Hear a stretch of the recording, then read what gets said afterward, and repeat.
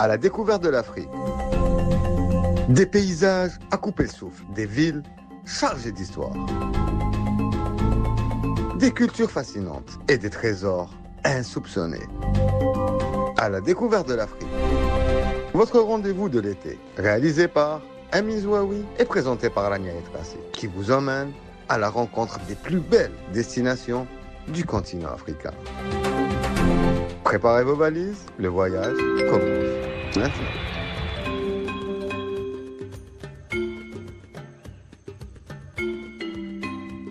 Il existe à l'extrême nord-est de l'Algérie un endroit où le ciel semble ne jamais cesser de bouger. Des milliers d'oiseaux y dessinent des arabesques au-dessus de l'eau, tandis que les roseaux ondulent au rythme du vent.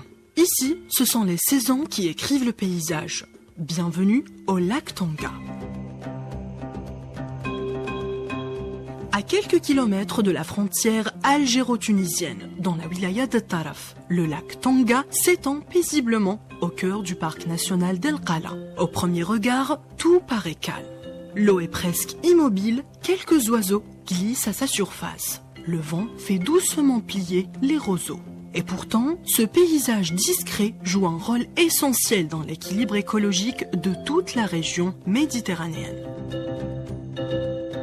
Le lac Tanga est l'une des plus importantes zones humides d'Afrique du Nord. Il fait partie d'un vaste complexe naturel reconnu à l'échelle internationale. Chaque année, entre 70 000 et 200 000 oiseaux migrateurs traversent la Méditerranée pour rejoindre cette région. Beaucoup choisissent le lac Tanga pour s'y reposer, s'y nourrir ou y passer l'hiver. Flamants roses, hérons, aigrettes, canards sauvages, sarcelles, parfois même l'iris mature à tête blanche ou la sarcelle marbrée. Deux espèces dont la préservation mobilise les spécialistes de la biodiversité.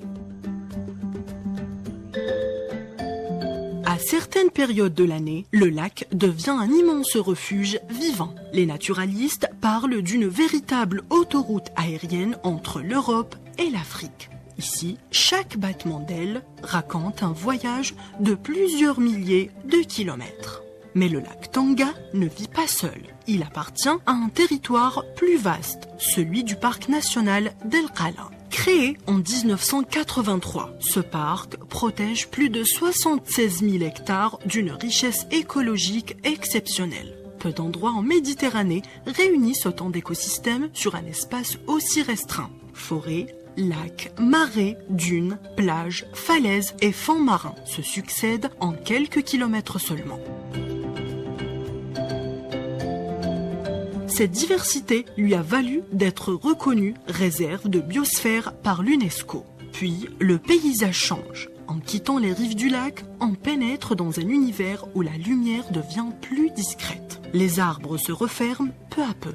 Le silence s'installe. Les habitants de la région parlent souvent de la forêt noire d'El Qala. C'est une expression populaire qui décrit l'atmosphère de ces immenses peuplements de chênes-lièges et de chênes-éens. Leur feuillage dense forme une véritable voûte végétale, laissant filtrer seulement quelques rayons de soleil. Cette forêt est bien plus qu'un décor. Elle constitue le dernier refuge naturel du cerf de Berbérie, une espèce emblématique d'Afrique du Nord devenue extrêmement rare. On y rencontre aussi des sangliers, des chacals dorés, des loutres, des chats sauvages d'Afrique du Nord et une flore méditerranéenne d'une remarquable diversité. Au fil des saisons, El Qala change de visage. L'hiver attire les oiseaux migrateurs, le printemps couvre les sous-bois de fleurs, l'été, lorsque les températures grimpent ailleurs, les lacs et les forêts offrent un autre visage de l'Algérie, plus frais, plus vert, souvent méconnu. Des visiteurs viennent alors parcourir les sentiers du parc, observer les oiseaux, photographier les paysages ou simplement écouter cette nature encore préservée. Certaines sorties sont organisées avec des guides qui partagent leur connaissance de la faune, de la flore et de l'histoire de cette région. Chaque promenade devient alors une invitation à regarder autrement ce patrimoine exceptionnel. Notre voyage s'achève ici. Merci de nous avoir accompagnés. Rendez-vous très bientôt pour une nouvelle escale au cœur de l'Afrique. C'était Rania Etrassi, votre guide à la découverte de l'Afrique, parce que les plus beaux voyages commencent souvent tout près de chez nous.